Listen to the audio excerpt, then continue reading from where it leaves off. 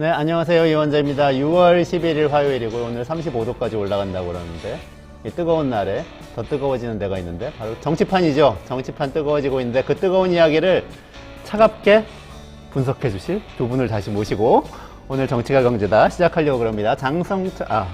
별명을 잊어버렸네요. 그 참칭 아니고 참보수님, 네, 참보수 장성철 소장님, 그리고 얼굴 천재 김준일 평론가님 같이 인사드리겠습니다. 안녕하세요. 네, 안녕하세요. 네.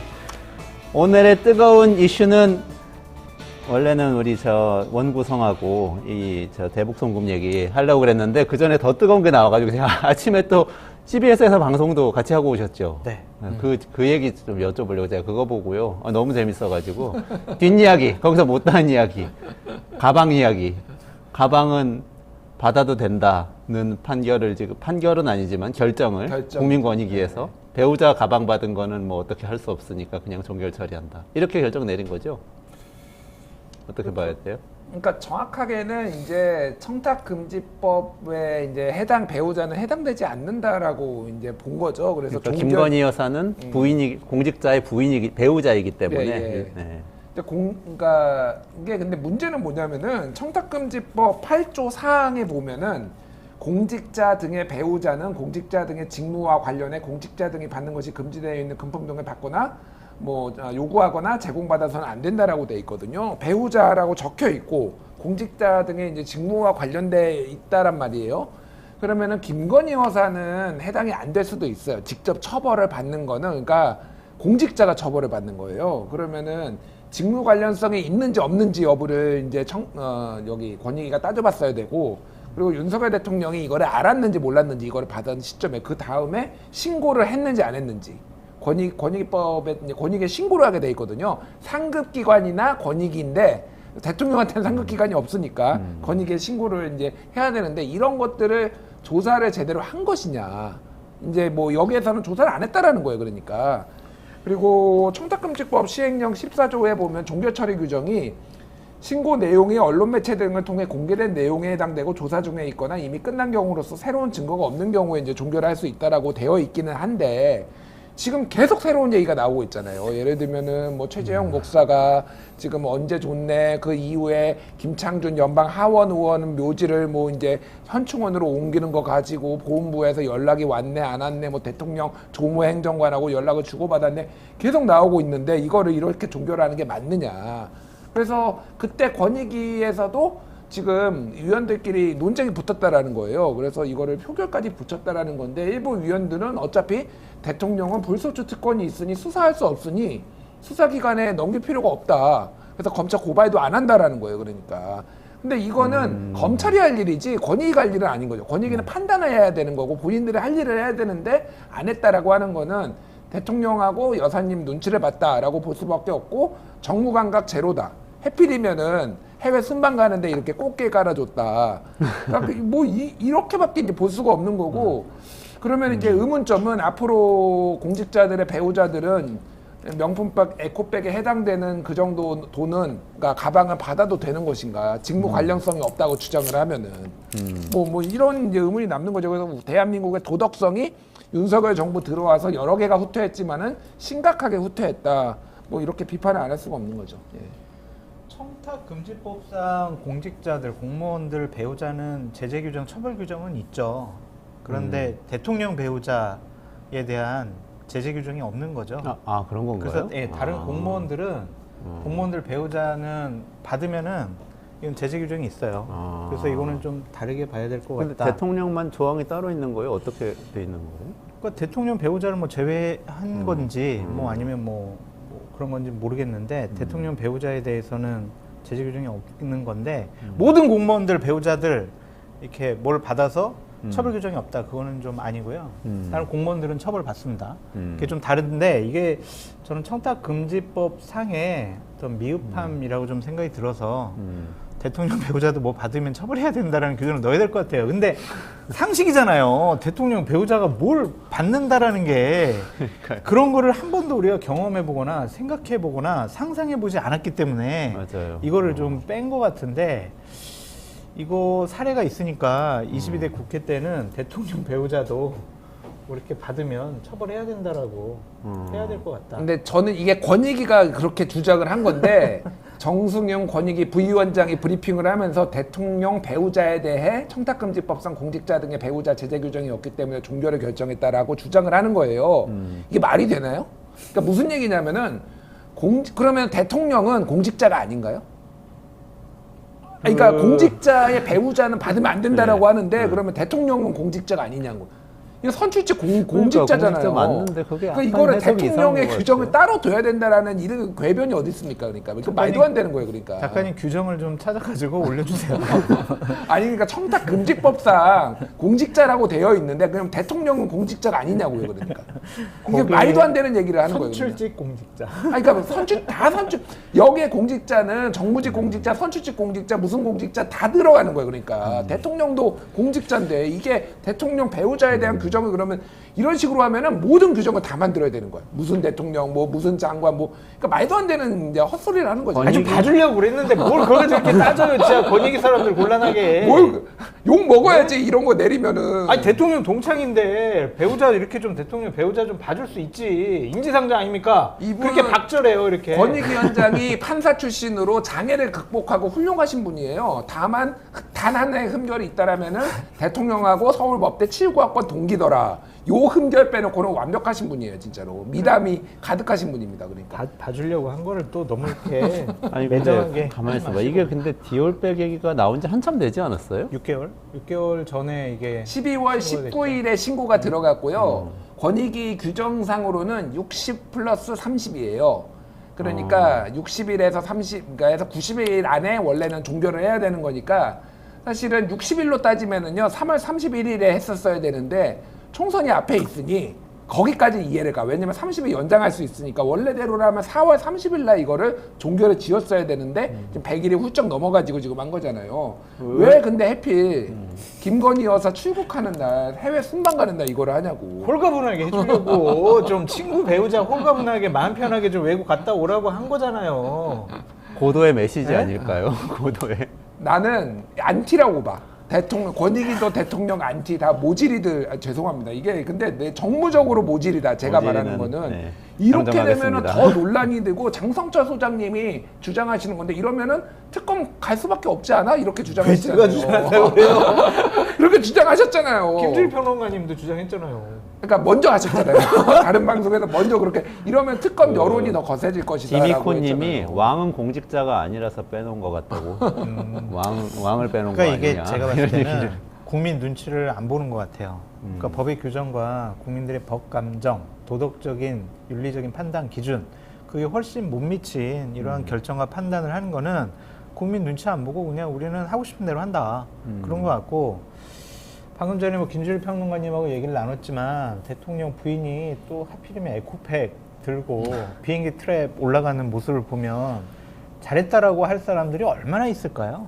차라리 들지 말지. 그걸 왜 들어 또 왜? 그러니까 이해가 되지 않는다. 그거는 어떤 자신감의 표현일 수도 있지만 저는 국민 눈치 안 본다. 야당? 너희들 다 뭐 욕하려면 욕해라. 비판하려면 해라. 뭐 맘대로 해라. 메롱? 뭐 이런 것이 아닌가. 그래서 국민 생각 안 하고 판단 안 하고 야당 언론의 비판은 신경 쓰지 않는다. 우리는 그냥 우리 하고 싶은 대로 한다. 라는 강력한 의지의 표현이 저 에코백 손수든 김건희 여사의 모습에서 볼 수가 있습니다. 저거 좀 추가로 설명을 드리자면은 저게 작년 7월에도 한번 들었어요. 같은 가방이요? 네, 같은 가방이요. 바이바이 플라스틱 백 이렇게 써 있거든요. 그래서 저거 작년 7월에 들었을 때가 뭐였냐면은 리투아니아에서 명품 매장 쇼핑한 다음에 논란이 된 다음에 국내에서 저 가방을 들었거든요. 그러니까 사실은 저 가방을 들음으로 인해서 오히려 명품 매장 쇼핑한 게 더 막 이렇게 대비가 되는 거였어요. 근데 이번에도 마찬가지야. 그러니까 해필은 명품 가방에 대해서 이제 받은 거를 종결을 권익위가 했는데 저 가방을 드니까 그래서 둘 중에 하나야. 정무적으로 저 주변에 저거를 들라고 한 분들이 되게 정무적으로 바보거나 감히 그러니까- 김건희 여사한테 저 에코백을 드세요. 아니, 그러니까 이렇게 조언을 할 수 얘기한다고? 있잖아. 조언을 한다고요? 몰라. 근데 지금 하여간. 대통령실의 분위기를 모르시는 거 아니에요? 그러니까 그렇게 했거나 아니면은 말씀하셨다시피 국민 눈치 신경 안 쓰는 거예요. 그러니까 내가 뭐 하겠다는데 그냥 내가 가겠다는 둘 중에 하나인 거죠. 그러니까 정무적으로 모질이들이 있거나 아니면은 이제 신경 안 쓴다. 둘 중에 하나로밖에 귀결이 안 되는 거죠. 제가 알기로는 절대로 대통령 배우자에게 이거 하세요, 저거 하세요, 조언할 수 있는 분위기 아닙니다. 근데 옛날부터 있던 측근들이 있지 않아요? 옛날부터 같이 일하던. 그런 말을 잘 들으니까 계속 측근으로 있는 거지. 그 측근이 만약 지금 에코백 드시면 안 돼요. 지금 그냥 나가세요. 이렇게 조언을 해요, 감히? 에코백 드세요라고 조언을 했겠지. 에코백 아니, 드세요. 안 된다니까. 당당하게 헤쳐나가시라고. 갑자기 그거 생각났어요. 그 인스타그램에 그 사과한다고 올렸던. 그러니까 개사과. 개사과. 옛날에. 그때 그 개사가 올리면 안 되네, 또 사과해야 되네 했다가 많은 사람들이 또 눈밖에 나고 그랬죠. 좋습니다. 그러면은 이게 정무적으로 정무적으로 보나 원칙적으로 보나 잘못된 결정이다 이렇게 보면은 이게 앞으로 전국에 영향을 미칠까요? 어떨 것 같으세요? 이 권익위의 권익위의 결정 결정과 결정에 대해서 이런 그 대통령 부인의 반응과 본인들은 대통령 배우자 김건희 여사에게 그런 명품백 받은 것에 대한 법적인 논란에 대한 면죄부를 주고 싶어 했겠죠. 하지만 국민들은 저게 뭐 하는 거지? 야, 특검 가야 되겠네. 제대로 사실관계를 밝혀야 되겠네. 라는 특검에 대한 당위성과 명분을 좀 더 높이는 계기가 되지 않을까라는 좀 생각이 들어요. 그러니까 보수 우파 쪽에서도 명품백을 받은 것에 대해서 잘 받았네, 문제가 없네 라고 생각하는 분들은 상당히 일부분일 거예요. 아니, 대통령 배우자가 선물 받으면 안 되죠. 왜 받아요, 저거를. 비공식적으로 저렇게. 그 잘못된 것에 대해서 권익위가 저런 판단을 했다는 것은 국회가 가진 입법적인 권한을 갖고 이 사실관계를 좀 제대로 밝혀라 라는 것이 국민적 요구가 아닐까. 그 요구가 더 높아지지 않을까. 그런 생각이 듭니다. 그 이제 두 가지 축이 있는데 하나는 권익위였고 하나는 이제 검찰이잖아요. 그래서 검찰의 형사일부에서 지금 이제 서울중앙지검 형사일부에서 한다라는 건데 1차장 산하에서 그러니까 지금 김건희 여사 소환과 관련해서 검찰에서 그러니까 소환 조사하겠다라고 얘기하니까 그런 익명의 관계자로 보도를 하니까 바로 결정되지 않았다라고 얘기가 나오고 있고 이원석 검찰총장은 맨날 원칙 법 위에 누가 있네 없네 이런 얘기만 하고 있거든요. 결국은 검찰에서 소환 조사 못할 것 같아요. 지금 분위기 보면. 그러면은 지금 상황이 권익위도 이렇게 가고 검찰도 그렇게 가고 그러면은 이게 국민들이 납득을 하겠냐. 그러니까 같은 얘기예요. 그러니까 결과적으로 보면은 양축이 다 이렇게 제대로 수사나 조사를 못했다고 본다라면은 이거는 특검해야지. 이렇게 갈 수밖에 없을 것 같아요. 그래서 민주당이 뒤에 얘기하겠지만 원구성 협상에서 지금 독주를 한다, 무리를 한다 이런 비판이 있음에도 불구하고 별로 역풍이 없는 게 법사위 빨리 가져와야지 최상병 특검하고 이거 지금 김건희 여사 특검 빨리 올릴 거 아니야. 이런 여론이 있는 거예요. 오히려 국민의힘은 관례를 얘기하지만은 야 그거 가져가면은 지금 김건희 방탄하려는 거 아니야? 여기에서 이런 프레임에서 벗어나지를 못하는 거예요. 그러니까 맞네요. 오히려 혹 떼어드리려다가 혹 붙여드리는 꼴이 되겠네요. 권익위가 했던 행동이 오히려 특검을 재촉할 수도 있다. 그런 얘기. 그리고 원구성에서도 민주당이 오히려 더 유리한 국면을 만들어주고 있다. 그렇죠. 국민적인 반감이 없는 것 같아요. 그냥 잘못한 거 저렇게 결정해. 권익이 나쁘네. 정부나 공직자들 반부패 최종 결정 기관이 권익인데 이것을 이런 식으로 무혐의 종결 처리한다는 것은 국민들의 기대치와는 상당히 낮은 거죠. 그러면 자충수다 이렇게 정리를 하고 원구성 얘기 하셨으니까 김준일 평론가님께서 어젯밤에 또 뉴스가 있잖아요. 단독으로 본회의 열고 상임위원장들 민주당에서 뽑고 그랬는데 그거 내용 조금 정리해 주시고 거기에 대해서 좀 의견 주시면 좋겠습니다. 그러니까 국민의힘에서는 이제 어제 원내대표끼리 만나서 박찬대, 추경호 두 분이 만나가지고 여러 가지 안들을 얘기하다가 마지막으로 국민의힘이 제안한 거는 자, 법사위만 우리가 가져올게. 그리고 운영이 과방이 필요한 거 너희들이 다 가져가. 위원회가 지금 18개 있는 거죠? 예, 18개 상임위. 이게 그러니까 중복되는 거 빼고요. 그러니까 이를테면 2개씩 하기도 하거든요. 그러니까 예를 들면 예결위 같은 경우에는 예결위만 단독으로 하는 게 아니라 다른 상임위도 하면서 이렇게 중복을 하니까. 그래서 단독으로 있는 거가 이제 18개가 있는데 그 중에서 11개, 7개를 지금 의석수대로 이제 배분을 하겠다라는 건 하는 거였는데 민주당은 11개를 이미 결정해 놨어요. 상임위원장까지 결정을 해가지고 국회의장한테 제출을 했고 그게 이제 대표적인 게 예를 들면은 운영위원회에 박찬대 그리고 법사위원장에 정청래 그리고 과방위원장에 최민희 뭐 이렇게 문화체육 뭐 관광부에 뭐 전재수 등등 해가지고 하여간 냈고요. 그게 이제 다 어저께 투표로 다 이제 표결로 된 거죠. 그래서 191명.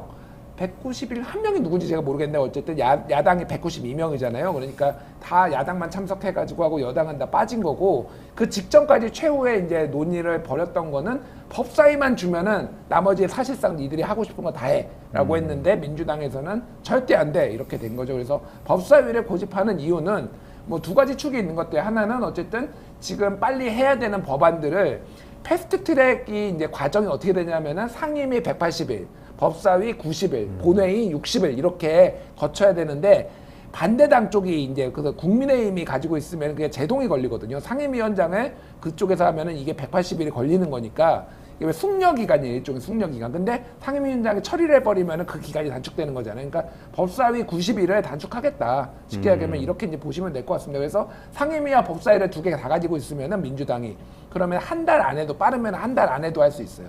그러니까 원하면. 그러니까 그런 거를 이제 하는 건데 국민의힘에서는 이건 이재명 방탄용이다.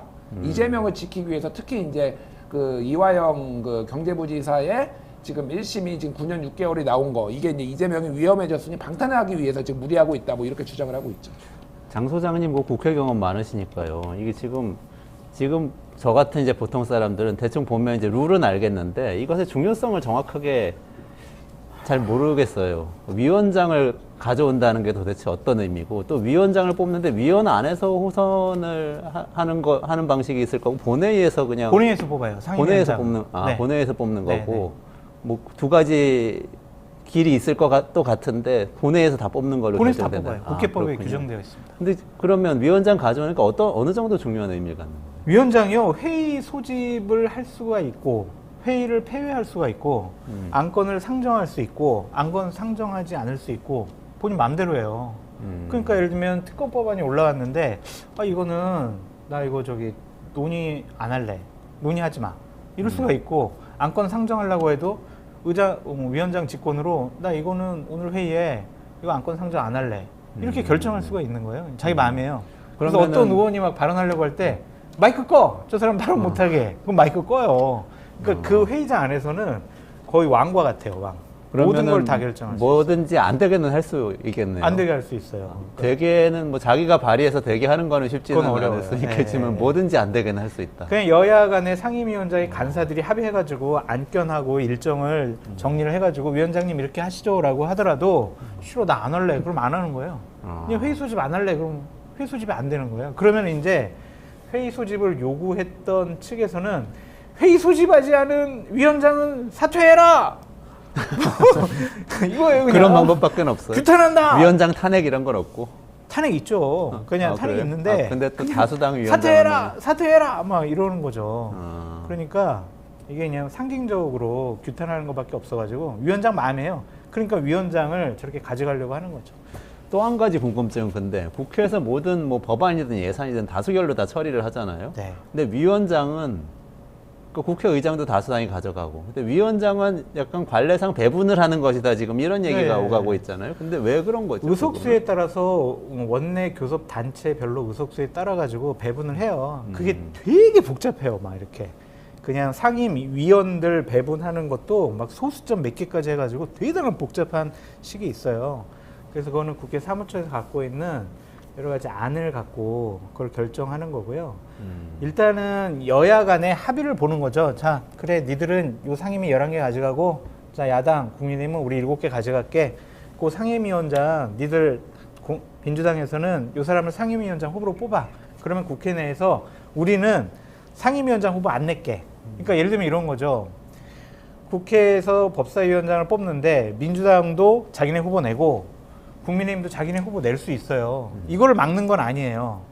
그러면 투표로 해서 결정되잖아요. 그럼 다수당인 민주당이 후보로 선출한 사람이 상임위원장이 되잖아요. 그러니까 국민의힘에서는 상임위원장 후보를 선출하지 않는 거예요.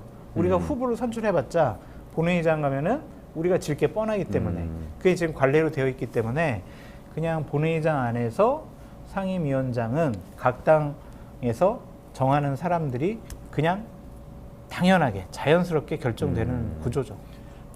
그러니까 그러면 상임위원장별로 투표를 다 따로 해요. 그러니까 법사위원장이면 법사위원장 투표 따로 하고 그러니까 어제 이제 시간이 많이 걸렸던 게 막판까지 협상을 한 것도 있지만은 투표를 다 해야 되니까 개표도 다 해야 되고 검표도 해야 되고 막 이러니까 이제 시간이 오래 걸린 거고 지금 국민의힘은 일단 우원식 의장 사퇴 결의안을 지금 냈고요. 그리고 사실 국회의장이 할 수 있는 게 원래는 일반적으로는 원내대표를 통해 가지고 본인이 어느 상임위에 가고 싶다라는 거를 일종의 소원술이라고 하죠. 자기가 가고 싶은 상임위를 내면은 그걸 원내대표가 1차로 조정을 하고 국회의장이 대충 그거를 이제 받아들여주는 이런 구조가 돼 있는데 지금은 국민의힘 쪽에서는 그게 소원술이가 제대로 접수가 안 되니 직접 국민의힘 의원들 중에서 우원식 의원의 국회의장에 찾아와서 부탁했다는 사람도 있고 근데 지금은 일방적으로 일단 국회의장이 다 배분해 버렸어요. 그러니까 이거를 이제 사보임을 뭐 사임 보임을 일단은 다 우리는 그거 인정할 수 없다라고 지금 국민의힘은 하고 있고 또 하나는 그래서 아예 상임위를 다 보이콧하겠다라고 하고 있고 또 하나는 15개 특별위원회를 만들어 가지고 바깥에서 국회 바깥에서 시행령을 만들어 가지고 정부랑 협의해서 하고 국회는 아예 일 안 하겠다 뭐 이런 식으로 지금 국민의힘은 나오고 있는 상황이에요. 예. 어쨌든 11개는 임명하고 7개는 남겨뒀다. 민주당은 이렇게 국민의힘 몫이다 얘기했는데 그러면 핵심은 법사위 위원장인 법사위예요. 거죠. 정청래 위원장 지금 선임을 한 거죠. 그렇죠. 선임이 뽑혔죠. 뽑힌 그냥 거, 법사위원장이 선출된 거죠. 됐어요. 됐죠. 그냥 국회법상으로. 그래서 본인이 오늘 아침에 다른 방송에 나가가지고 내가 우리 당 간사한테 얘기해가지고 빨리빨리 소위원회 구성해가지고 빨리 특검법을 처리하는 절차 빨리빨리 마련하라고 얘기했어! 라고 얘기했거든요. 그러니까 본인 마음대로 이제 법사위를 운영을 할 생각인 것 같고 의지가 좀 강한 것 같아요. 그래서 특검법 안들이 올라오면은 빨리빨리 해가지고 뭐 60일, 뭐 90일 이런 거 또한 여야 간의 합의 이런 거에 상관없이 그냥 빨리빨리 처리할 것 같아요.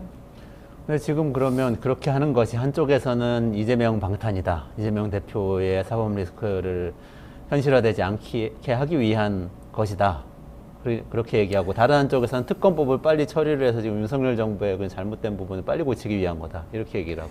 후자는 좋아요. 그럴 수 있어요. 근데 전자는 좀 잘못된 것 같아요. 그러니까 예를 들면 이화영 부지사와 관련된 검찰의 수사가 잘된 것인지 잘못된 것인지 부적절하고 불합리한 부분이 있는지 없는지 이런 것들을 특검법을 발의를 해서 그 수사 검사, 기소 검사들을 우리가 한번 조사해 보겠어라는 얘기를 좀 하고 있잖아요. 그러니까 그게 맞는 것이냐? 대한민국은 상권 분립의 나라거든요. 입법, 사법, 행정이 견제와 균형의 원리를 갖고 서로 영역을 침범하지 않은 정도의 상태에서 권력이 운영되고 대한민국이라는 제도의 시스템이 운영되는 건데 지금은 선을 넘은 것 같아요. 그러니까 만약 수사검사가 잘못했다라고 하면 국회에서 국정감사나 국정조사를 통해서 그것이 잘된 것인지 잘못된 것인지를 살펴볼 수가 있는데 이거는 보복행위로 비춰질 수가 있거든요. 그러면은 이재명 당대표나 민주당에게 불리한 또한 자신들이 생각하기에 마음에 안 드는 수사 결과가 나와서 기소가 되면 그 사람들은 다 그럼 특검을 통해서 그 사람들을 조사하고 수사한다. 이것은 압박으로 비춰질 수밖에 없고 근본적으로 상권 분립에 반하는 그러한 결정이 아니냐라는 생각이 좀 들어요. 근데 지금 정청래 위원장이 빨리 처리하겠다고 하는 특검 법안에 그것도 포함되어 있는 건가요? 아니면 지금 최상병 특검하고 김건희 여사 특검만 이야기를 하고 있는 건가요? 그거를 직접 언급은 안 한 걸로 알고 있는데 그건 좀 맞아요. 확인해 봐야 언급은 안 돼요. 했어요. 네, 언급은 하지 않았는데 어쨌든 필요한 법안인데 빨리빨리 처리를 하겠다고 하는 거니까 그러니까 특검 법안 같은 경우에는 어차피 이게 상임위가 법사이기 때문에 뭐 여기만 통과를 하면 이제 본회의로 올라가는 거예요. 그러니까 여기에서 처리를 하겠죠. 근데 그러니까 제가 장성철 소장님 말씀에 공감하는 게 있고 약간 의견이 다른 게 있는데 일단 저는 이 소위 말하는 술자리 회유 그래서 이화영과 검찰이 이화영과 김성태 불러가지고 연어 사주면서 술 사주면서 뭐 이렇게 했다라는 거는 여러 의혹들이 있기 때문에 이거는 조사가 필요하다라는 생각이에요. 근데 저는 이건 특검으로 하는 거는 부적절하다고 봅니다. 왜냐하면 지금 민주당 쪽에서 얘기를 하는 거는 특검으로 모든 그 이화영의 그 수사 과정까지 다 들여다보겠다라는 거거든요. 지금 거의 사실상 그 법의 취지를 보면은. 근데 그거보다는 공수처에서 하는 게 맞다. 왜냐하면은 공수처의 원래 설립 취지가 고위 공직자 그리고 이런 수사기관, 검찰, 뭐 검사들 이런 사람들 비위가 있으면 수사하라고 하는 거거든요. 그러니까 그게 원래 이 공수처가 생긴 이유예요. 그러니까 어쨌든 술자리 회유가 있었던 거는 굉장히 부적절한 거고 그러면은 그 부분은 저는 수사가 필요하니까 공수처에 고발하는 게 맞고 그거를 다 들여다보려고 하면은 이건 이재명 방탄이라는 의혹을 피하기가 어려운 거 하나 또 하나는 특검이 너무 많아요.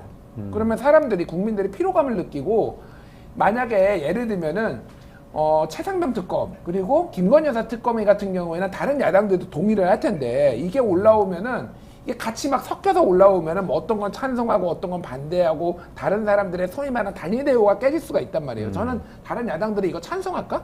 그런 생각이 들어요. 개혁신당에서 그 지금 뭐 술자리 회유 이 특검에 찬성할까 이런 생각이 들거든요. 뭐 공식적으로 나온 건 없지만 그러니까 이거는 오히려 집중하는데 방해가 된다. 그래서 마음은 알겠는데 뭐 무슨 마음인지는 알겠지만은 저는 정무적으로도 바람직하고 하지 않고 절차적으로 바람직 안 하니까 이거는 공수처에 고발을 하고 정 필요하면은 국정조사해라. 국정조사하면 되지 않나. 공수처 고발과 국정조사가 오히려 더 특검보다 더 나은 방법인 것 같다. 정무적으로도 그런 얘기시네요. 그러니까 입맛에 맞지 않는 판검사는 고발할 수 있게 법 왜곡죄까지도 민주당에서 추진하겠다라고 지금 천명을 하는 상황이거든요. 그러니까 이게 법사위라든지 국회를 이재명 당대표 민주당을 위한 방탄국회로 만들려고 하는 것이 아니냐. 그러한 생각이 좀 들고 결국에는 그것은 사법 시스템을 부정하는 행위 같아요. 그러니까 뭔 말이냐면 보통 국회에서 권력자들이나 국회의원들이나 이런 분들이 예전에는 어떻게 했냐면 무슨 판결이 나오면 법원의 판단은 존중하지만 우리가 항소를 하거나 상고를 해가지고 나의 무죄를 입증하겠습니다. 보통 이렇게 하면서 사법 시스템을 우리가 존중하고 인정을 해줬는데 이제는 저 검사 수사 잘못한 나쁜 놈 저건 특검해가지고 수사 잘했는지 못했는지 우리가 판단할 거야. 저 판사 제대로 판결했어 안 했어? 이것도 특검을 통해서 우리가 다른 법안을 만들어가지고 저거를 우리가 판단해 볼 거야. 이거는 아무리 생각해도 이거는 입법권에 선을 넘은 것이 아니냐라고 볼 수밖에 없죠. 그러니까 법 왜곡죄 같은 경우에는 이게 김승원 의원의 이제 개인 의견이고 아직 이게 민주당에서 당론으로 채택한 건 아니에요. 그러니까 법 왜곡죄는 뭐냐면은 수사 재판 결과에 불복해서 검사나 판사를 고발하게 가능하게 하겠다라는 건데 말씀하셨다시피 그러면은 끝도 없이 나오고 그러니까 이게 가능한 법이야 그 생각이 들어요. 그러니까 나한테 불리하게 뭐 나오면은 무조건 법 왜곡죄 걸겠지. 그래서 이거는 사실은 여론 압박용이고 민주당이 뭐 좀 거칠게 약간 미치지 않고서는 이거를 당론으로 할까 그 생각은 들어요. 근데 어쨌든 여론용으로 이렇게 하는 것도 좀 부적절하다 저도 그런 생각은 드는데 이게 이제 아까 말씀드렸듯이 그 술자리 회유는 저는 조사는 해봐야 된다. 그거는 좀 별도로 분리해서 해볼 필요는 있겠다 이 생각이 듭니다. 그러면은 지금 얘기를 하시는 것들은 사실은 저는 대부분 형식 논리 같이 들려요. 뭐 분리가 돼 있어야 되고 견제하고 균형해야 되고 이런 건 다 옳은데 근데 실제 이 내용을 좀 저는 들여다봤으면 좋겠거든요. 그거는 이제 지금 너무 사건이 복잡해가지고 많은 분들이 헷갈리실 것도 같고 저도 막 좀 복잡한데요. 대북 송금 그 의혹, 그 이화영 전 경기도 평화부지사 1심 판결이 나왔잖아요. 그 내용을 가지고 조금 한번 짚어보면서 이게 정말 이렇게까지 할 일인지 한번 얘기를 해보면 어떨까요?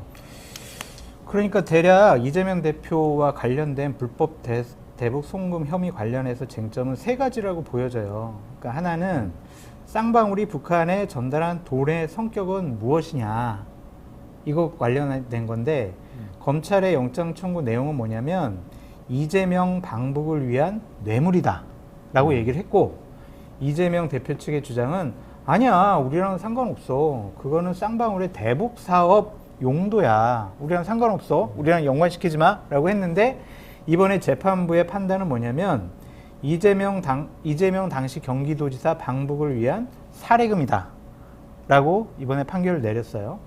두 번째는 대북 사업을 이화영 부지사가 이재명 경기도지사에게 보고를 했냐 안 했냐 이게 쟁점인데 검찰에서는 17차례 직접 보고를 했다라고 본 것이고 이재명 대표 측 주장은 아니야 우리는 보고받은 적이 없어 그냥 우리한테 얘기도 안 하고 이화영 부지사가 알아서 한 거야 라고 했어요. 그 부분에 대해서 1심 재판부는 판단하지 않겠다라고 한 거예요. 세 번째 쟁점은 김성태 회장의 진술이 신빙성이 있느냐 없느냐 그것을 판단한 겁니다.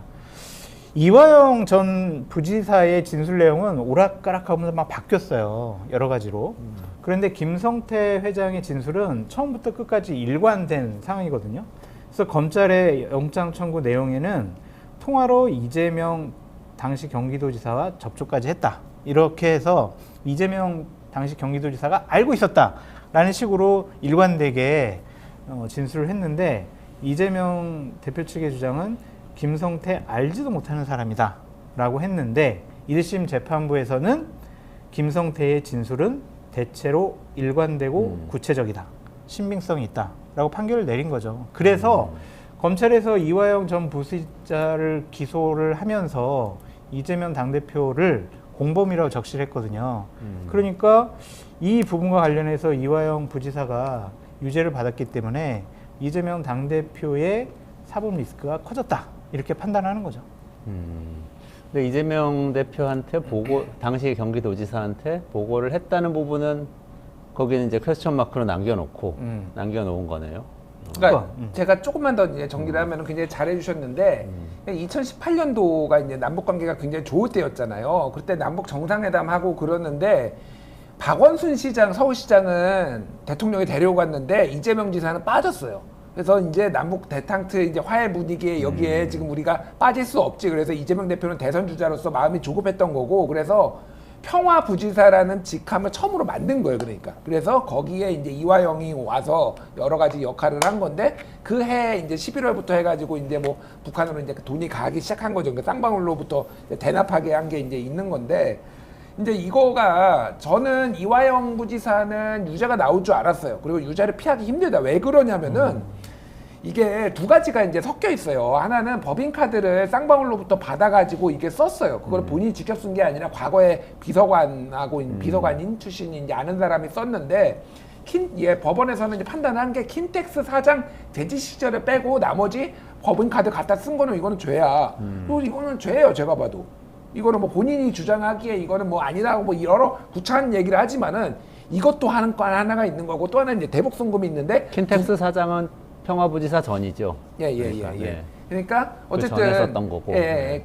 그 부분은 이제 유죄를 피하기 힘든 건데 두 개가 같이 섞여 있는 거예요 지금. 그래서 검찰은 15년형을 구형을 했고요. 12년이 뇌물 외국환거래법 증거인멸교사가 12년, 그래서 3년이 정치자금법을 했는데 각각 12년은 8년이 나오고 3년은 1년 6개월이 나와가지고 합쳐서 8년 1년 6개월에서 9년 6개월이 나온 거예요. 그래서 이제 세게 나왔다라고 보시면 될 것 같고, 지금 핵심은 북한으로 돈을 보낸 것에 대해서는 거의 이제 확정적이에요. 제가 보기에. 왜냐하면은 쌍방울의 임직원들이 돈을 현금으로 바꿔가지고 중국으로 가가지고 이거를 했다라는 거를 임직원들이 다 실토했고, 그게 북한으로 넘어간 것까지 했는데 이화영이 거기에 역할을 한 것도 맞기 때문에 외국환거래법도 사실상 맞다. 이거를 부인하기는 어려워요. 그러니까 이화영은 사실은 이재명한테 보고를 했든 안 했든 유죄예요. 제가 보기에는. 이거가 뒤집힐 가능성 거의 없다라고 보는 건데, 문제는 이재명한테 보고를 했느냐 안 했느냐를 가지고 완벽하게 말이 엇갈린다.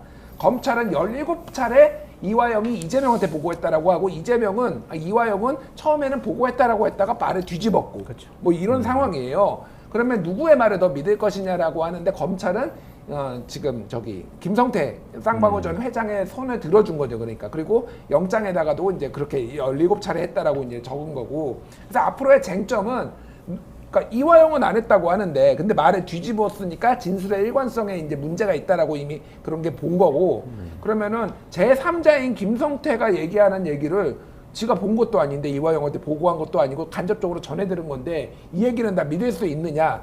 이재명의 재판은 그게 핵심이 될 거예요. 그러니까 그래서 사실은 대북 하나만 더 말씀드리면은 국정원 얘기가 계속 나와요. 국정원 보고서에 보면은 이게 쌍방울이 본인들의 주가를 띄우기 위해서 이거를 했다라는 건데, 본인들의 주가를 띄우기 해서든 뭐 해서든 이화영이 그거를 알선해 준 건 맞거든요. 그러니까 이화영은 쌍방울이 대북송금 그러니까 해가지고 주가를 띄우기 해서이든 아니면 뭐 이거를 이재명의 방북 비용으로 했든 그거랑 상관없이 사실상 거의 유죄가 확정됐다고 보면 돼요. 이거를 벗어나기는 쉽지 않다. 왜냐하면은 알선해 준 거니까 어쨌든 그 자리를.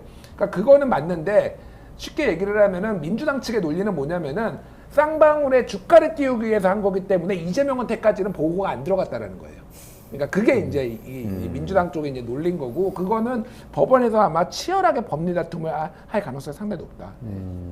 어쨌든 1심 판결은 대북 송금을 했다는 것하고 나머지 이제 이화영 부지사 전 부지사 여러 가지 범죄에 대해서는 상당 부분 유죄로 판결했으나 이재명 대표와의 연관성은 모르겠다.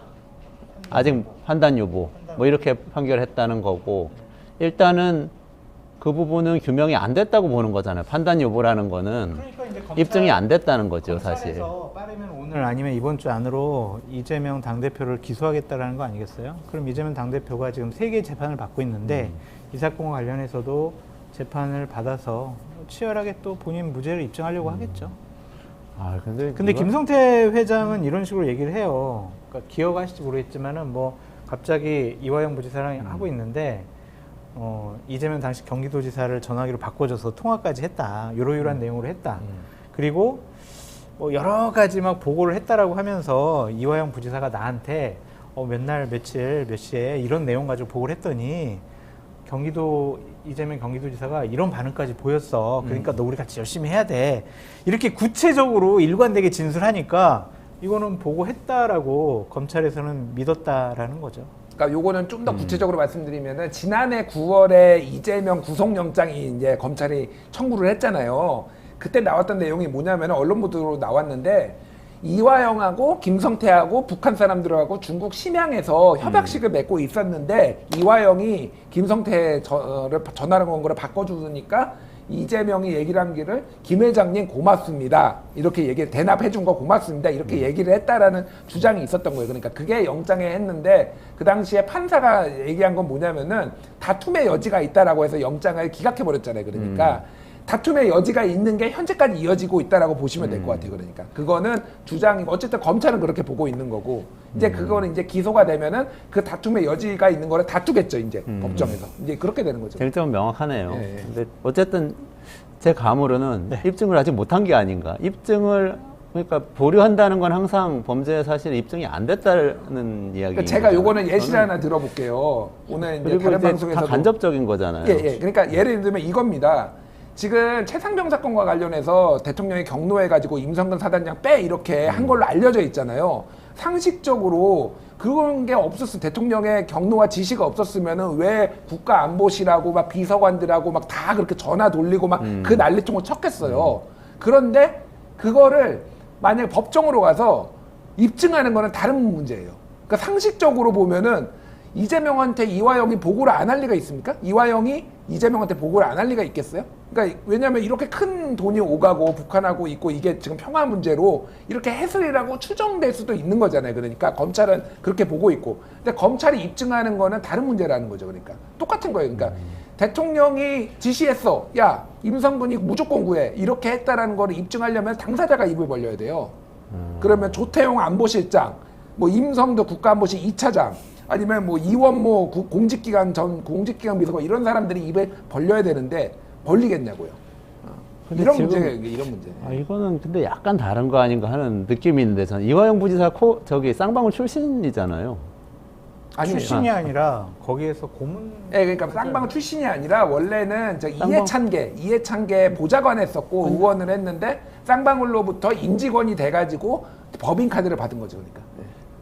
그럼 이화영 부지사하고 쌍방울하고 그렇게 연결이 많이 되어 있었으면 사실은 이화영 부지사와 쌍방울이 공모해서 뭔가를 할 수도 있는 거죠. 그거는 보스한테 보고할 필요는 없는 일이 아니, 돼버리잖아요. 그런데- 왜냐하면 별도의 동기가 있으면, 예를 들면 뭐 주가를 올려야 된다든지, 뭐 아니면 뭐 진짜로 이분이 대통령이 됐을 때 우리가 뭔가 한번 도모를 해보자라든지 하는 공모를 이렇게도 할 수 있고, 최상병 거는 전혀 그렇게 할 수 있는 세팅은 아니죠. 다 공무원이고 그러니까 개선 안에 있는. 그렇게 생각할 수도 있고, 이화영 전 부지사를 평화부지사로 임명한 이재명 당대표가 북한과 관련된 여러 가지 문제와 관련해서 이화영 부지사로부터 보고를 안 받았다, 몰래 추진했다라고 추측하고 뭐 상상하는 것도 좀 상식에는 안 맞는 것 같아요. 상식은 안 네. 맞는다. 그 부지사 이름 그건데, 저 이번에 북한에 김성태 회장이랑 좀 같이 갔다 왔습니다. 그래서 아태 평화위원회 위원장 만나가지고 이런 얘기 했습니다. 당연히 보고하지 않았을까요? 그건 보고하는데 보고하죠. 이제 돈을 얼마를 보내겠다. 아니, 가는데 이런- 돈을 이런 대납하는 거리죠. 건데 그거 어떻게 보고를 안 해요? 그러니까 저는 뭐 이런 주장 저런 주장 다 있을 거라고 보고 그게 이제 민주당 쪽에서 주장을 하는 거예요. 제가 무조건 뭐 이재명이 무슨 유죄다 무죄다 그런 얘기를 하는 게 아니라 그냥 상식적으로 보면은 네. 기업 회장이 기업에서 가장 중요한 사업이 지금 부회장이 추진하고 있는 거를 전혀 모르고 보고도 안 받았다라는 거는 상식적으로는 조금 납득이 안 되는 부분이 있는데 말씀드렸다시피 그거를 입증하는 거는 또 다 공식 문서가 있든지 네, 뭐 네. 예를 들면은 뭐 확실한 그 녹취가 있든지 당사자들 입증은 간에 다른 문제다. 확실한 증언이 있든지 뭐 이렇게 돼야 되니까 재판에서 이제 그거 가지고 다툴 거라는 거죠. 그러니까. 자, 짧게 정치적 여파는 어떨 것 같으세요? 1심 판결 이후에. 이재명 당대표에 대한 사법 리스크가 커졌다라고 볼 수밖에 없고 국회 내에서 이재명 당대표를 좀 방탄하기 위한 민주당의 모습이 국민들에게 그렇게 썩 좋아 보이지는 않을 것 같아요. 그러니까 특검 김건희 여사 그리고 최상병 특검 통과돼야 돼. 그래 맞아. 민주당이 법사위원장 하는 거 그렇게 반대 안 해. 이러는데 갑자기 이화영 부지사 이거 검찰 수사 제대로 됐나 안 했나 그 검찰 검사들 특검을 하겠다. 법사위에서 빨리 처리하겠다. 그러면은 이거 뭐야 이재명 당대표 보호하려고 법사위원장 하는 거 아니야? 이런 비판도 또 받을 수가 있는 거잖아요. 그래서 썩 그렇게 좋아 보이진 않는다. 복잡해졌다. 한동훈이 등판할 것 같아요 지금. 아니 지금 헌법 84조 가지고 지금 페이스북에 3번 썼어요. 한동훈의 관심은 2가지밖에 없습니다. 해외 직구 금지 반대 그리고 헌법 84조 이 2가지밖에 없어요. 다른 사안에 대해서는 아무런 관심이 없어. 근데 이걸 했다라는 거는 2조 심판론으로 이번 전당대회 뚫어보겠다. 지금 그렇게 뭐 보는 게 맞을 것 같아요. 헌법 84조가 뭐죠? 그러니까 대통령이 그러니까 재직 중에. 재직 중에는 형사소추되지 않는다라는 건데 기존에 진행되던 거는 이미 재판을 해가지고 이거는 뭐 재판은 계속 나와야 재판을 된다. 해야 된다. 그래서 유죄가 나오면은 물러날 수도 있다 대통령이. 그래서 이재명은 대통령이 되면 안 된다 쉽게 얘기를 뭐 이런 거예요. 그래서 어쨌든 그건 헌법학자들 사이에서도 이견이 있고 중요한 거는 한동훈의 관심사 뇌구조는 여기에는 84조 이쪽에는 해외 직구 금지 여기에는 당 대표 이렇게 좀 그려져 있지 않을까 그렇게 생각합니다. 직구는 이제 안 한다고 하니까 다 뺏어요. 아니 나는 최상병 특검, 김건희 여사 특검에 대한 한동훈의 입장이 좀 궁금해. 근데 왜 말을 안 하냐고. 그 질문 받지 않을까요? 전당대회 나오면. 찬성하죠. 뭘걸 반대하겠어요. 유난 공멸이야 공멸. 좋습니다. 아주 잘 정리를 해주신 것 같고 뭐 이렇게 이번 1심 재판 관련해서는 입증은 아주 쉽지 않고 명확하게 되진 않았지만 정치적 여파는 어쨌든 민주당은 상황이 좀 복잡해지고 그렇죠. 한동훈 대표가 등판의 명분을 얻게 된 것 같다. 이렇게 정리를 하시고 오늘 정치가 경제단 여기까지 마무리하고 두 분하고 같이 인사드리고요. 저는 조금 있다가 김혜연 비인크립터 한국일본 리드하고 같이 돌아와서요. AI와 관련된 이 경제안보 이야기 좀 이어가도록 하겠습니다. 장성철 소장님, 김준일 평론가님 같이 인사드리겠습니다. 고맙습니다. 네, 감사합니다. 수고하셨습니다.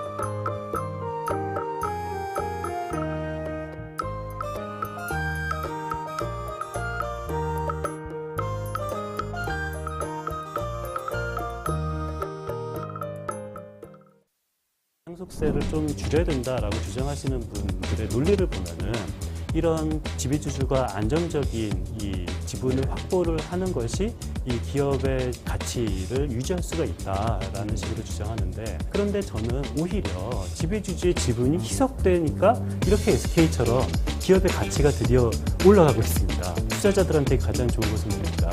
경영권 분쟁 아닙니까? 이런 경영권 분쟁이 가능할 정도의 지배주주의 지분이 약간 이렇게 희석되니까 이렇게 SK 주식이 오른다라는 것은 조금 더 크게 말해서 상속세를 완화해서 이 안정적 기업 지분을 3세 또는 4세에게 전달하는 것만이 이 기업 가치를 유지하는 것이 아니다. 오히려 기업의 가치를 유지가 아니라 기업 가치를 높이고 싶다면은 차라리 이 지배주주의 지분이 낮아지는 것도 꽤 도움이 될 수 있다라는 그런 교훈도 저는 이번 SK 사태를 통해서 알 수 있다고 생각합니다. 이번 역은 판교 테크노폴리 역입니다. 내리실 문은 오른쪽입니다. This stop is Pangyo Techno Valley Station. 두 번째 끝내주는 경제 판교의 지평선 시간입니다. 지하철역 소리 잘 들으셨죠? 네, 판교역 안내 방송이고요. 그 판교에서 오신 우리 김혜연 비인크립토 한국일본 리드님 어서 오세요. 안녕하세요. 네, 지난번에 데이터 주권 얘기를 해주셨잖아요. 점점 중요해지고 있다고. 근데 월스트리트 저널에서 그 이야기를 굉장히 중요하게 기사로 다뤘더라고요. 그래서 아니 지금 혹시 월스트리트 저널 기자한테 뭔가 기사 소스를 주고 계신가? 아니면 이 방송을 통해서 기자가 취재를 했나 이런 생각을 했어요. 중요해지고 있는 건 맞는 거죠. 지금 갑자기 중요해졌다고 보기에는 이미 이제 한 10여 년의 역사가 있는 주제라고 봐야 될 것 같고요. 그 부분에 대해서는 좀 이따 설명을 드리겠습니다. 네. 좀 전에 이제 화면에도 나왔는데 이제 월스트리트 저널에서 엔비디아 얘기를 하면서 그 각국 정부가 AI 산업 육성에 나서면서 엔비디아가 엄청난 호재를 맞고 있다 이런 내용의 기사를 6월 9일자로 냈습니다. 좀 저 기사가 굉장히 화제가 좀 됐었어요. 어떤 얘기냐면은 아시아, 중동, 유럽, 아메리카 뭐 이렇게 따지면 전 세계죠. 전 세계 국가들이 자국 내에서 AI를 개발을 하고 그러면서 그 대형 언어 모델이라고 하지 않습니까? LLM을 네네. 자국어로 만들어서 학습시키기 위해서 새로운 컴퓨팅 시설에 어마어마한 돈을 좀 투자하고 있다.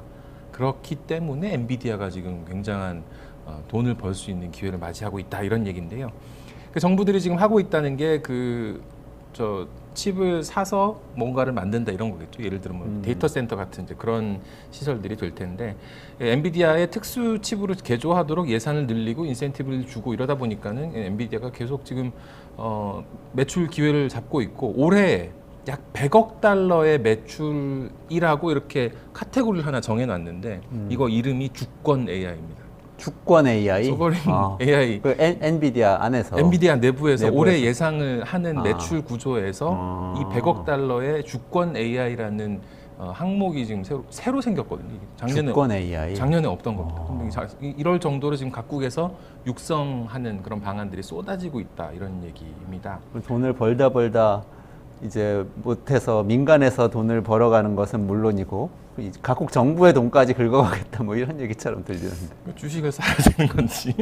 근데 100억 달러면 어마어마하잖아요. 그렇죠. 이제 10조 왜 원 그러냐. 정도 되는 어마어마한 돈이죠. 10조 원 정도 되는 돈인데. 넘죠. 네. 이제 왜 그러냐? 엔비디아가 만드는 AI 가속기 이게 이제 그 네네네. 모델 학습할 때 쓰는 그런 반도체. AI 칩이라고 많이들 얘기하는 거죠. 이게 시장의 한 98%를 차지하고 있다고 하고요. 시장 점유율, 엔비디아 제품이. 엔비디아. 네네네. 그다음에 이제 GPU라고 하죠. 이제 그래픽 처리 장치가 여기에 또 핵심 부품인데 네. 이건 한 80%가 시장 점유율을 보고 있다.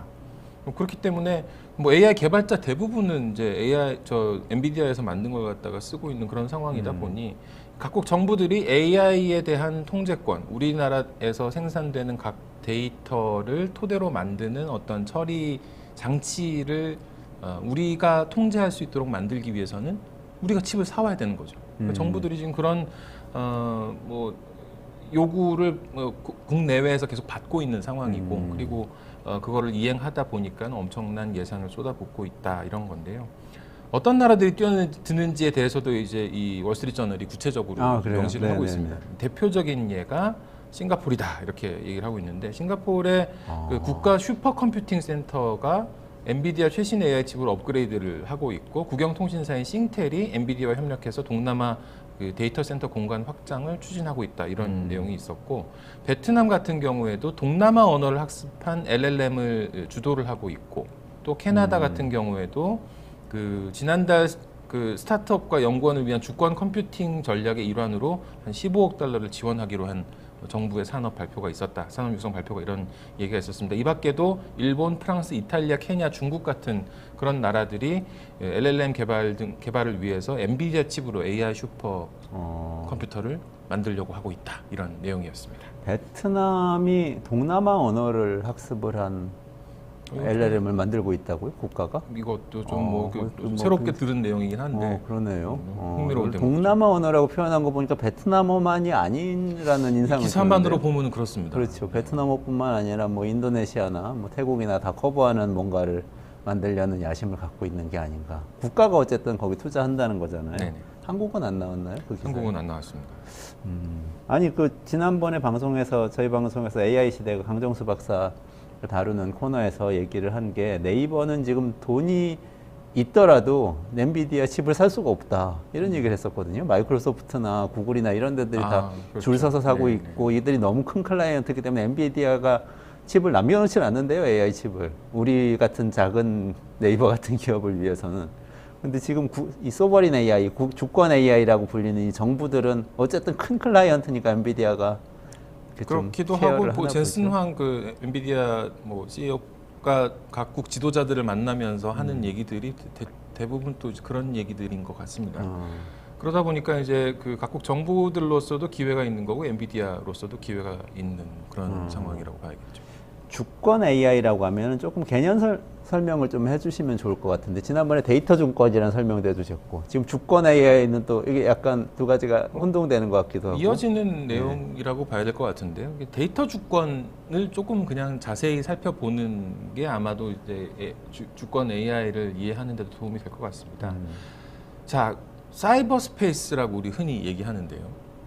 그럼 그 사이버 스페이스도 그것이 근거하는 땅의 규칙을 따라야 된다. 이게 뭐 거칠게 요약한 그 데이터 주권의 정의가 될 것 같습니다. 그럼 사이버 스페이스에 상대되는 개념이 뭐가 있을까요?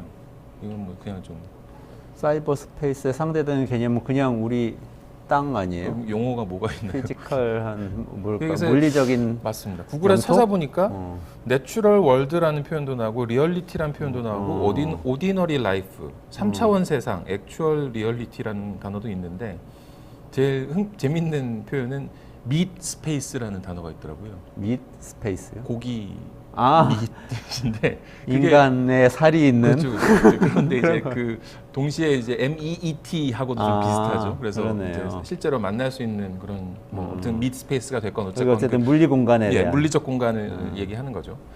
이 데이터 주권 문제가 이 물리적 공간 밋 스페이스에서도 사이버 스페이스 거를 끌어와서 적용을 해야 된다라고 하는 문제의식이 태동했던 것은 에드워드 스노든 사건 때라고 봐야 될 것 같습니다. 에드워드 스노든 사건 뭐 많이들 기억하실 것 같습니다만은 2013년이네요 벌써 11년 전 일인데 미국의 국가안보국 NSA가 프리즘이라는 감시 프로그램을 통해서 일반인들 그냥 뭐 민간인들의 그 개인 정보를 무차별로 수집하고 도청하고 사찰했다 이렇게 폭로를 했던 사건이죠. 에드워드 스노든이라는 인물이 83년생인데 폭로할 때 30살이었죠. 근데 NSA 그 계약 기업의 직원으로 있다가 이런 일이 있는 걸 보고는 그냥 폭로를 해버렸었죠. 뭐 미국 주재 대사관들, 외교 정보 이런 것도 전부 다 도청하고 있다 그래서 사실 뭐 그 미국의 적대 국가들이 그런 주장을 많이 했었잖아요. 소련이나 중국이나 미국이 막 도청한다. 미국이 도청한다. 그런 얘기 했었는데 실제였죠 그게. 실제로 일어났다는 게 증명된 그런 사건이었습니다. 우리나라도 많이 등장했죠. 맞습니다. 거기서 이제 그래서 뭐 이번 정부가 출범할 때 그 용산으로 갔을 때 도청 안 당할 자신 있냐라고 할 때 그 도청의 주체가 예전 같으면 북한 얘기만 할 텐데 미국 얘기를 하잖아요. 미국이 다 도청한다 그랬죠. 네, 그랬었죠. 하고 있을 것 같아요 지금도. 뭐 그건 모르겠습니다. 근데 이제 미국 시민뿐만이 아니라 전 세계로부터 이렇게 방대한 양의 정보를 수집을 하고 있었잖아요. 그 프리즘에 보면은 이메일이나 동영상, 사진, 음성, 화상 통화, SNS 뭐 이런 걸 갖다가 다 받을 수 있도록 설계가 돼 있는 프로그램이었던 거죠. 특히 또 그 미국의 기업들, 페이스북이나 구글, 트위터, 애플 심지어 이런 기업들의 정보도 들어오도록 고안이 돼 있는 그런 설계다 보니까 과연 우리 정보가 지금 저렇게 가 있어도 되는 건가 하는 문제의식을 각국에서 미국 이외 다른 나라에서 하게 됐다는 거죠. 그래서 이 데이터 주권이라는 개념이 이때 나오기 시작했습니다. 그리고 또 하필이면 그 같은 해에 마이크로소프트하고 미국 정부 간에 소송이 있었어요. 미국 법무부가 마이크로소프트가 운영하는 메일 계정 핫메일, 핫메일이잖아요. 네네네. 마약 수사를 하다가 핫메일 계정을 하나 잡았습니다. 근데 하필이면 이 핫메일 계정의 서버가 아일랜드였어요. 그래서 내놔라라고 했는데 마이크로소프트가 거부를 합니다. 이건 유럽의 법제의 좀 법률에 어긋날 수 있다. 그리고 이제 우리는 정보가 각국에 이렇게 그냥 있기를 바라면서 이렇게 서비스 고안을 해놨는데 여기서 이걸 우리가 제공해 주는 건 아무리 우리가 미국 기업이긴 하지만 제공하는 건 좀 어렵다라고 버텼어요. 그리고 재판으로 갑니다. 재판으로 가서 1심에서는 정부가 이겼는데 항소심에서는 마이크로소프트가 이깁니다. 그래서 결국 마이크로소프트가 이 계정의 정보를 주지 않았어요. 그것도 마찬가지죠. 데이터가 아일랜드에 있는데 이거를 미국 기업이라고 해서 가져가도 되느냐 마느냐. 이거 뭐 아일랜드 사람인지 아닌지 우리 알 수가 없습니다. 그냥 아일랜드 서버에 있었던 그 계정인데 어쨌든 명백하게 마약 사범을 잡기 위한 수사 의도였는데도 수사 그렇죠. 의도였는데도 네. 법원에서 뭐 정치적인 그런 아니, 사건이 네. 아니고 미국의 수색 영장은 해외에 저장된 고객 데이터에는 도달하지 않는다 이런 개념을 내세워서 이거를 각하시키고 마이크로소프트가 결국 이기고 정부가 이 소송을 취하했어요. 결국 마이크로소프트의 승리로 끝났던 그런 소송이 있었습니다. 마이크로소프트 같은 빅테크 글로벌 기업들이 어떻게 보면은 국가보다 더 위에 서서 일종의 주권을 주장한 거죠. 행사를 하고 있는 그렇죠. 셈이잖아요. 근데 어쨌든 그 물리적인 땅, 밋 스페이스가 어딘지를 명확하게 규정을 했던 그런 사건으로 볼 수 있겠죠. 우리가 사이버 세계는 다 인류가 다 이 자유롭게 통행할 수 있고 커뮤니케이션 할 수 있고 누가 어디에 있든지 간에 실시간으로 다 소통할 수 있는 그런 아름다운 세계로 항상 묘사를 해왔는데 그게 아니라는 판결이 이미 있었군요. 그게 2013년의 일이고 그리고 뭐 사실 이 데이터 주권 사례를 보다 보면은 우리가 뭐 이렇게 최근에 뭐 틱톡 강제 매각 맞아요. 미국에서 틱톡 금지법이라고 미국의- 불리는. 네, 그 판교의 지평선에서도 한번 다뤘던 네네. 내용이기도 하고요. 또 이제 네이버의 라인 지분에 대한 지금 논란, 뭐 지금 일단 조금 일단락되고 있는 분위기긴 한데 어쨌든 그 논란도 보면서 우리가 데이터 주권이라는 게 중요해졌구나라고 생각할 수도 있지만 2013년에 이런 미국에서 판결이 있었을 뿐더러 이 판결은 나중에 나왔지만 어쨌든 이런 논란이 있었을 뿐더러 다른 예도 많아요. 사실 따지고 보면은 대표적인 게 중국이라고 볼 수 있겠죠. 중국이 2010년 국무원이 그러니까 정부죠. 미국 중국 정부가 인터넷 주권이라는 용어를 씁니다. 그때 이제 국무원에서 낸 2016년이요? 2010년이요. 2010년? 네. 와, 어떻게 엄청 오래된 이야기인데. 인터넷에서의 벌써. 이 국가가 인터넷 영역에서의 주권을 주장하는 일이 지금 있는 일은 아니라는 거죠. 네.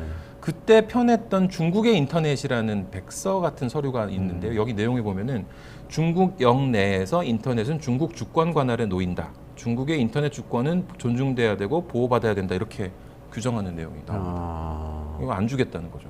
그럼 그 이후에 우리가 봤던 많은 것들 있지 않습니까? 뭐 흔히 얘기하는 만리 방화벽이라고 하죠. 그레이트 파이어월이라고 하는. 만리장성처럼 만리장성처럼 이렇게 데이터를 딱 막는 거예요. 그렇죠. 데이터가 이제 넘어갈 수 없도록 넘어오지도 가지도 못하도록 막는 이 방화벽을 설치한다는 게 결국은 뭐 구글, 페이스북, 트위터, 유튜브 이런 거 안 되게 하는 뭐 다 이런 막았잖아요. 네, 이게 중국감 안 되는 하나도 안 건데 되잖아요.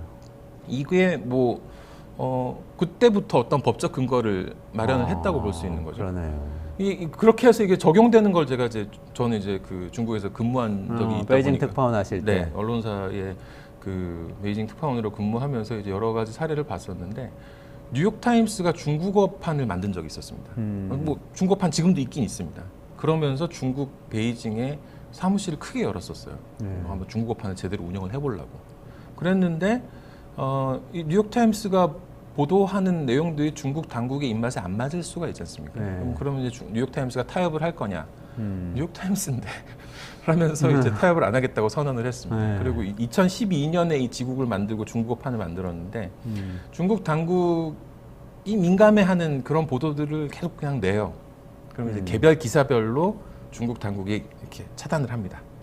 아, 기사별로 차단을 차단을 해요? 했었어요 처음에는. 아. 그러다가 고위층 부패 기사를 한번 냈더니 네. 이게 되게 진짜 민감한 거죠. 그랬더니 그때부터 그냥 이제 사이트 전체가 차단이. 아, 아, 그리고 결국 중국은 그렇게 너무 하면은 난폭해. 그렇게 하면은 중국에서 중국 사람들이 접속을 할 수 없는 사이트니까 중국어판이 사실 소용이 네. 없어지잖아요. 네.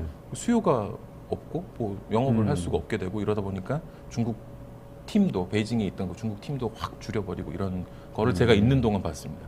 아, 그리고 사실 뭐 그런 일들이 있어요. 뭐 한국에서 이제 어떤 언론사 또는 어떤 뭐 회사로 전화가 옵니다. 그 베이징에 아니면 저 상해 주재원으로 나가 있는 주재원한테 연락이 갑니다. 우리 회사 사이트가 지금 중국에서 유입이 없다. 어떻게 된 거냐? 한번 해봐라. 해보니까 안 되는데요. 그러면은 왜 그런지 알아보라 그럴 거 아니에요. 그래서 알아보려면 이제 뭐 어렵습니다. 뭐 백방으로 수소문을 해서 이게 어디구나 해가지고 가서 딱 이제 물어보면은 아, 니네 사이트에 올라와 있는 요 글이 문제야.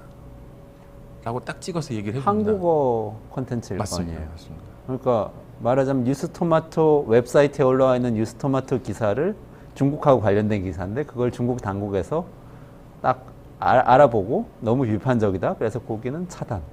이렇게 한다는 거예요. 그런 조치를 하는 하나하나를. 거죠. 거기에 대해서 이제 그러면 그 회사 또는 언론사가 판단을 하겠죠. 이거를 뭐 타협을 할 거냐 말 거냐를 판단을 할 텐데 지금 뭐 그게 제가 있는 동안 일어났던 일이었습니다. 이게. 근데 뭐 이게 결국은 이제 데이터 주권하고도 있는 어떤 네. 그런 행위라고 그런 행태라고 볼 수도 있는 거고 그런 일은 또 많아요. 다른 나라도 뭐 러시아 같은 경우에도 루넷이라고 보통 부르는데 이게 르넷.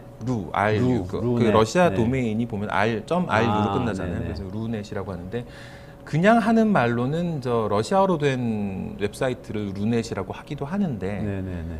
러시아 정부에서 말할 때는 러시아가 관리할 수 있는 어떤 뭐 거의 인트라넷에 가까운 그런 네트워크가 있다고요. 꼭 뭐 저도 지금 정확히는 잘 모르겠는데 떠올리기로는 북한의 그 광명망이라고 하죠. 북한 내부 인트라넷이 있지 않습니까? 북한 인터넷이 네. 설치가 되어 있지는 않지만 인트라넷 형태로 이렇게 운영이 되고 있는데 북한 내부 전체는 맞습니다. 연결돼 있는. 네네. 스마트폰 이용하잖아요. 북한 사람들 보면. 그 광명넷이에요. 광명망이라고 광명망. 하는 걸로 알고 있습니다. 아무튼 이 루넷도 이제 그런 식으로 하려고 하는데 이것도 이제 결국은 독립적인 어떤 인터넷 공간을 형성하려는 러시아 정부의 노력이라고 볼 수 있겠죠. 근데 뭐 그러면은 이런 권위주의 국가들만 이런 게 있느냐? 북한, 중국, 러시아만 있느냐? 아, 뭐 글쎄요. 약간 성격이 다르지만은 서방에도 이런 사례는 없지 않습니다. 유럽 같은 경우에 그 GDPR이 도입이 됐었죠. 일반 데이터 보호 규정이라는 게 결국은 그 유럽 연합의 데이터 보호법인데 이게 글로벌 표준으로까지 지금 자리 잡을 정도로 뭐는 해야 되고 뭐는 해도 되고 뭐는 하면 안 되고 하는 걸 갖다가 유럽의 기준에서 사이트를 맞춰라 이런 식으로 요구를 하는 거지 않습니까? 이게 뭐 개별 국가들로 가보면 재밌는 사례들이 좀 나옵니다. 프랑스 사례 같은 거 보면은 2021년에 구글이 5억 9천만 달러 벌금형을 받은 일이 있었습니다. 이거는 언론사들한테 배상을 하라 뭐 이런 내용이었는데요. 네. 구글 뉴스 사이트에서 언론사들이 제목을 보여주면서 그거를 링크해서 들어가기 전에 구글 사이트 밑에 기사 내용이 일부가 나오는 겁니다. 검색하면 조금씩 나올 때 그렇죠. 있죠. 그거 반칙이다. 라고 프랑스에서 판결이 나와가지고 벌금 물어댔던 일이 있었고요. 아일랜드 같은 경우 2022년에 그 메타죠.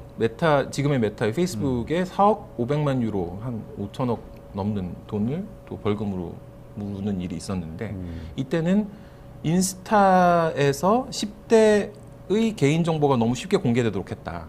이게 뭐 기업 계정으로 바꾸면은 데이터를 볼 수 있기 때문에 그렇게 하는 경우들이 있는데 기업 계정으로 바꾸면은 정보 유출이 쉬워진다고 해요. 근데 10대 경우에 그걸 갖다가 조심스럽게 하지 않고 보호 장치를 두지 않은 상태에서 그냥 개방을 해줬기 때문에 이거 문제다라면서 그러니까 결국은 이것도 우리 땅에서 영업을 하려면 우리 기준을 따라라 이런 식의 조치라고 볼 수 있겠죠.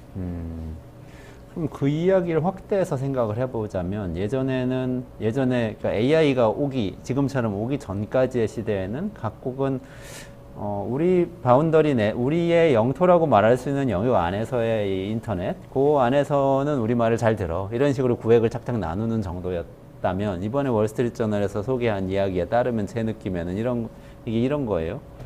그냥 지금 그 정도 구획을 지었다가 이제 AI 시대가 오니까 AI를 국가별로 다 뭔가 만들어서 자기가 통제할 수 있는 AI를 만들고 둬야 되는 상황이 되는 거예요, 다. 왜냐하면 안 그랬다가는 다 모든 국민들이 다 챗GPT한테 뭔가를 물어보고 그 답을 듣고 그대로 행동하는 시대가 올 수도 있다는 이런 두려움 때문에.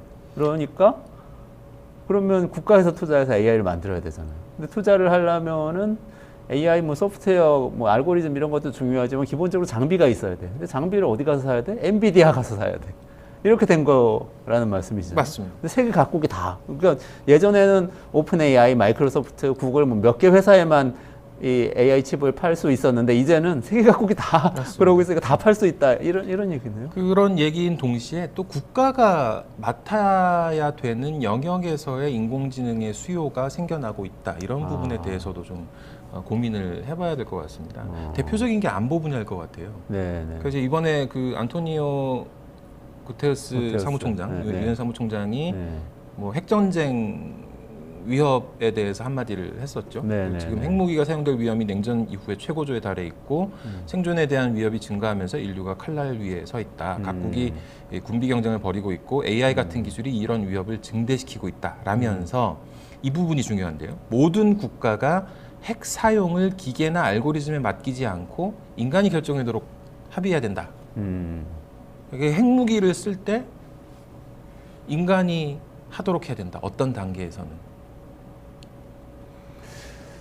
그게 굉장히 애매한 얘기인데 비슷한 사실. 얘기를 존 하이튼이라는 그 전 미국 합참 차장이라는 이제 뭐 군인이죠. 전직 군인이 예비역 장성이 어느 행사에서 한 연설을 봤는데 핵무기라는 게 핵무기를 왜 갖게 되죠? 국가는? 지금 뭐 누가 우리를 위협하면 그렇죠. 우린 이거 한 방에 있으니까 절대 위협하지 마 이러려고 보통 갔잖아요. 그렇죠. 상대방이 핵으로 나를 공격하지 못하게 하기 위해서 나는 핵을 가지는 이런 그렇죠. 구조지 않습니까? 네, 억제력이라고 표현하지 맞습니다. 않나요? 억지력 이렇게 표현을 하는데 그러면은 핵무기를 써야 되는 상황을 AI한테 판단을 맡길 수 있냐 이 문제인 거죠.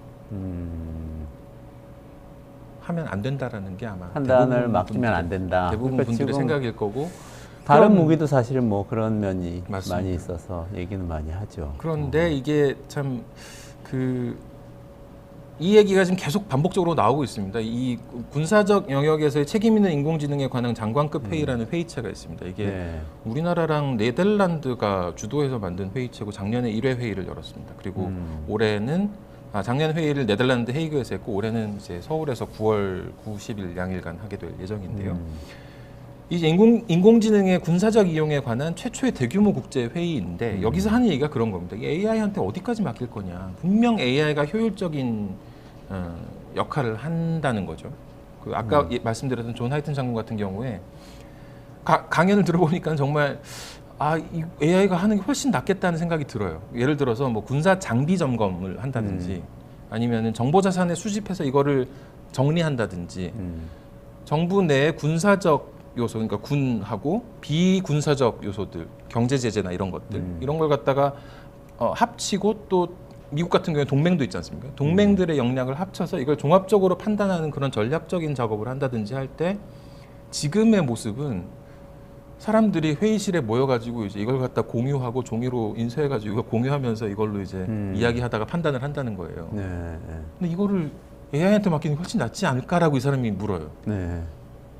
훨씬 낫겠네요. 그렇죠. 그냥 그러면 상식적으로 생각해서. 자기가 그런 회의체에 들어 있었는데 우리는 너무 나이도 너무 많고 그거 잘 판단하는지 잘 모르겠는데 우리가 열심히 하긴 하는데 AI가 할 수 있지 회의하다가 않을까? 배고프면 밥 먹으러 가야 되고 뭐 시간 되면 퇴근해야 되고 이러다가 며칠 가고 막 이런 회의가 많잖아요. 그래서 이제 AI 수요가 있어요. 그러니까 아까 이제 안토니오 구테르스 총장이 얘기한 거 그리고 저 리에임이라는 이 새로운 회의체에서 얘기하고 있는 핵무기의 발사 버튼이 눌러지는 과정에는 인간이 들어가도록 하자라는 거 이외에 그 전까지의 정보 종합 및 정보 판단의 과정은 AI가 하는 게 훨씬 낫지 않을까 하는 생각을 이미 진작부터 하고 있었고 그게 지금 계속 실제로 돌아가고 있고 적용되고 있고 하다 보니까 국가적 차원에서 AI 기술 육성이 필요해진다는 거죠.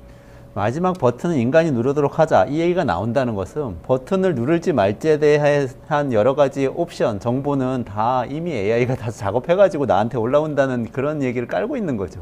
그 전까지는 다 AI가 이미 했고 마지막은 남겨두자 이렇게 들리는데. 뭐 그럴 수도 있고 그 중간 그러니까 이 하이튼 장군이 하는 얘기를 들어보면은 정보가 처음 생성되고 아까 말씀드린 대로 핵무기는 상대방이 나한테 핵을 그렇죠. 쓰지 네. 않도록 하기 위해 갖고 있는 거고 핵을 쓴다는 건 상대방이 썼다는 얘기지 않습니까? 그러면 이거는 정보 싸움이잖아요.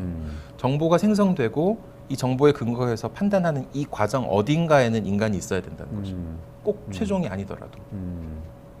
뭐 아무튼 뭐 이거는 이제 그 경우를 남겨둔 나머지 작업에서의 AI의 역할을 생각하자 이런 관점에서도 볼 수 있는 거죠. 예전에 미국에서 한번 미소 냉전 시절에 소련에서 핵무기 쏴서 날아오고 있다는 잘못된 정보를 가지고 핵무기 쏠 뻔한 적이 있잖아요. 네네.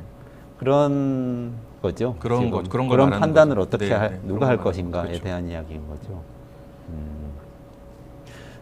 근데 저는 이런 생각이 들어요. 아까 조금 작게 갑자기 네이버 라인 사태 이런 게 되게 작게 느껴지는데 지금 이 핵전쟁 얘기하고 나니까 네이버 라인 문제 뭐 틱톡 문제 이런 데서부터 시작을 해서 어쨌든 국가가 우리가 통제할 수 있는 AI 기업을 우리 국적을 갖고 우리 땅에서 데이터를 우리 땅에 있는 서버에 데이터를 묻어두고 영업을 하게 하자 요 얘기하고 그게 좀 더 나가서 지금 이 AI를 갖고 있는 게 우리 국민들이 조금 편해지는 문제를 떠나서 정말 죽고 사는 문제가 될 수가 있어. 이거 상대편에서 뭐 AI를 가지고 뭔가를 공격해 들으면 우리도 AI로 막아야지. AI 안보로 무장해야지. 이렇게 얘기하는데 또 다른 덩어리가 하나 있는 것 같아요. 근데 여기나 저기나 다 엔비디아에서 AI 칩 사가지고 그 일을 해야 된다는 그런 얘기인 거죠, 지금. 그렇죠. 월스트리트저널 이야기는. 월스트리트저널 기사가 이제 그런 지적과 그런 어떤 뭐 시장에서의 발견을 이야기를 하고 있다면 또 다른 한편에서는 이 실리콘밸리가 있는 캘리포니아에서 그 주의회가 또 주에도 상하원이 있습니다만 주 상원에서 이번에 AI를 규제하는 법안이 통과가 됐어요. 아직 뭐 법이 만들어진 건 아니죠. 하원까지 통과를 해야 되기 때문에. 규제라면 어떤 규제일까요? 그러니까 이제 재밌습니다. 실리콘밸리에서 만들어지는 여러 AI 상품들이 있을 텐데 이 기업들한테 생물학 또는 핵무기를 만들거나 사이버 보안 공격을 지원하는 위험한 능력을 만든 AI 모델은 개발하지 않는다고 약속해라. 이런 이제 법안 내용이고 또 한 가지는 안전 테스트 결과를 보고하고 통제가 어려울 때 이거 눌러가지고 멈출 수 있는 뭐 이런 킬 스위치라고 하는데 이거를 꼭 만들어라 이런 내용도 담았습니다.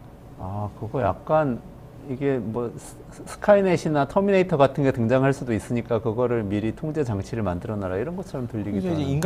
인간의 결정이 어디에까지 가야 되느냐. 그러니까 이것도 어떻게 보면은 상당 부분은 이제 AI로 넘어갈 거라는 거를 그렇죠. 전제로 네. 하고 그렇죠. 결정적인 거를 막아놓자라는 법안인 거죠.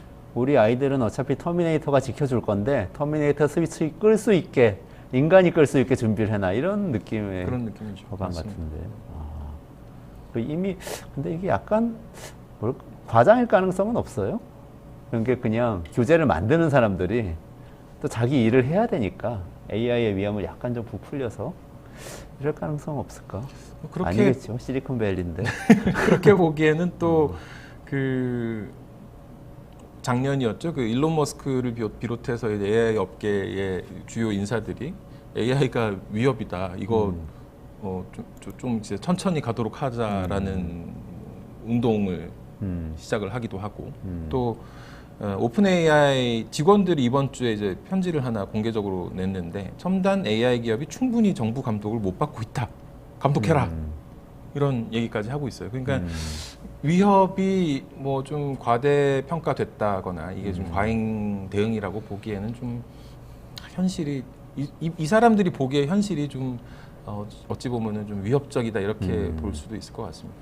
아까 말씀드렸던 그 존 하이튼 장군의 강연에서 좀 제가 인상적인 대목이었는데 케네디 대통령이 했던 연설 중에 네. 우리 달에 가려고 합니다. 네, 네, 이 네. 그 연설이 있었죠. 1962년에 라이스 대학이라는 데서 네. 한 연설인데 우리 달에 가려고 한다. 이거는 쉬운 일이라서가 아니라 어려운 일이라서 하는 거다라는 이런 얘기 하잖아요. 맞아요. 네. 근데 저도 그 강연을 듣고 나서 이 연설문 다시 봤더니 여기에 우리는 달에 가고 다른 일들을 하려고 한다. 그것이 쉽기 때문이 아니라 어렵기 때문이다라고 돼 있어요.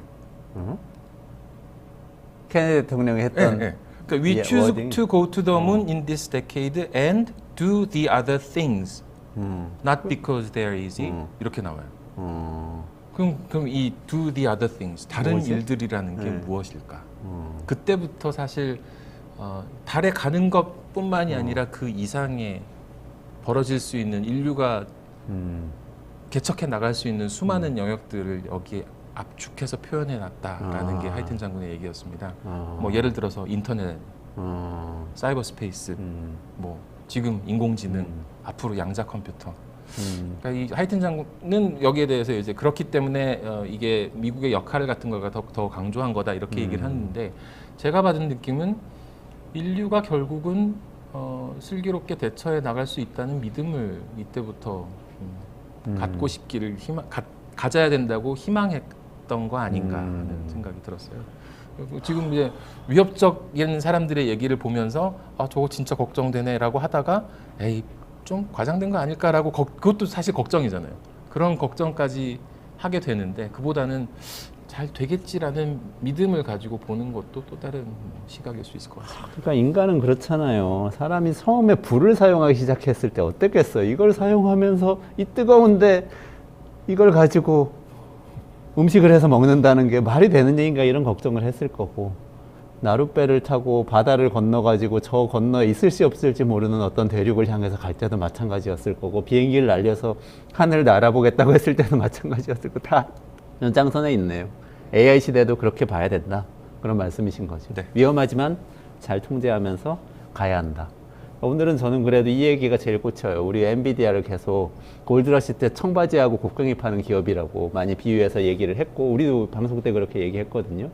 근데 지금 보니까 세계대전 났을 때 군인들 그 군복 만드는 회사, 군인들 또 뭐 워커, 장화 이런 거 만드는 회사 같기도 하네요. 모든 사람이 잘 싸울 수 있도록 해주고 모든 사람이 이 금도 발견할 수 있게 해주고 어쨌든 간에 엔비디아는 계속 가겠네요. 그런 기업이라는 걸 다시 기억하면서 그리고 AI는 굉장한 위협이지만 또 기회가 될 수도 있다. 우리 인간에게는 이렇게 새기면서 마무리해도 될까요? 네. 네. 이원재 끝내주는 경제 12시 30분에 매일 진행을 하고요. 오늘 특별히 12시 20분에 시작했는데 내일은 12시 반에 뵐게요. 그러면 오늘 여기까지 말씀 나누고 김혜연, 빈크립토, 한국일본 리드님하고 같이 인사드리면서 마무리하겠습니다. 내일 뵙겠습니다. 고맙습니다. 감사합니다.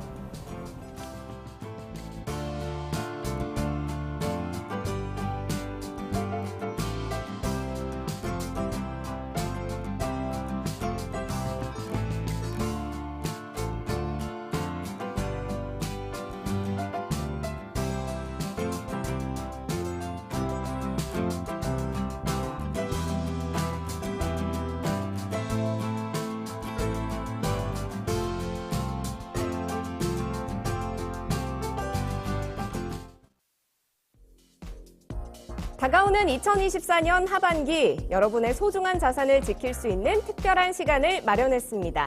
김인만의 시드머니 하반기 경제 대전망 특집에서 한문도, 차영주, 김광석 3명의 전문가가 하반기 경제 전반에 대한 전망과 해안을 제시합니다.